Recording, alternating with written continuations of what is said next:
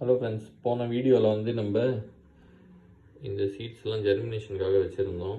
இதில் பார்த்திங்கன்னா ஒன்று வந்து ஓப்பன் ஆகிருக்கு.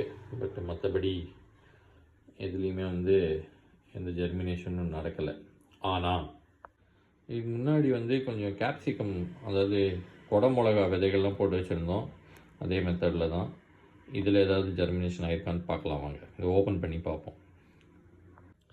இந்த டப்பாவை திறந்ததில் பார்த்திங்கன்னா ஒரு விதை வந்து லைட்டாக நமக்கு வந்து ஜெர்மினேட் ஆகிருக்கு. இது இன்னும் கொஞ்சம் லென்த்தாக வளர்ந்த உடனே நம்ம வந்து இதை வந்து நம்ம ஒரு கப்பில் நடலாம். ரெண்டாவதும் பார்த்திங்கன்னா இந்த கீழ் சைடு இருக்கிறதும் வந்து ஜெர்மினேட் ஆக போகுது. அடுத்த வீடியோவில் இது இன்னும் கொஞ்சம் பெருசாக வந்ததுக்கப்புறம் நம்ம வந்து இதை ஒரு கப்பில் மாற்றலாம்.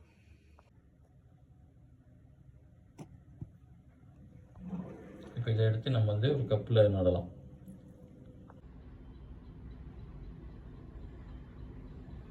பாருங்கள், இதில் லைட்டாக ஸ்டெம்மும் வந்து வேரும் வந்துருச்சு. ஸோ இப்போ இது வந்து நடுற ஸ்டேஜுக்கு வந்துருச்சு. நம்ம வந்து இந்த மாதிரி கப்பு ரெடி பண்ணி வச்சுருக்கோம். அதில் வந்து நம்ம நடலாம். இந்த மாதிரி கப்பு ரெடி பண்ணி வச்சுருக்கேன். ஸோ இதில் வந்து நம்ம இந்த விதையை வந்து நம்ம நடலாம். ஜஸ்ட்டு அந்த வந்து விதை பகுதி மட்டும் மேலே வர மாதிரி மட்டும் நம்ம நட்டுட்டா போதும். வேரும் ஸ்டெம்மும் வந்து கொஞ்சம் உள்ளே இருக்கிற மாதிரி நட்டுருவோம். இது தானாகவே வந்து இப்போது இதில் நல்லபடியாக பிடிச்சிக்கும். ஸோ இன்னும் கொஞ்சம் நாளில் இது எப்படி வருது அப்படிங்கிறத பார்க்கலாம்.